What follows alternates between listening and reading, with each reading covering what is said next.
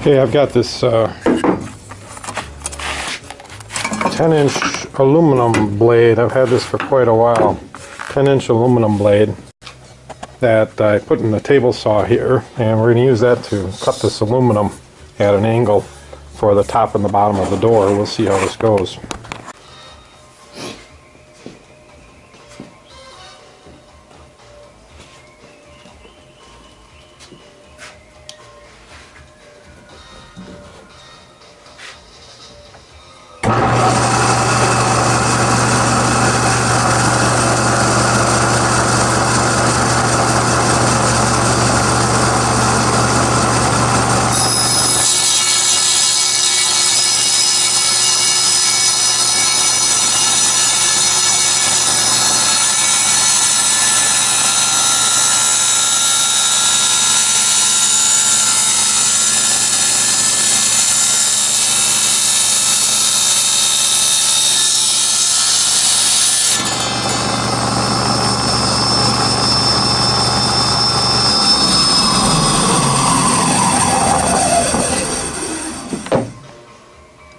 Well, that worked out pretty good. I think we got a pretty decent cut there.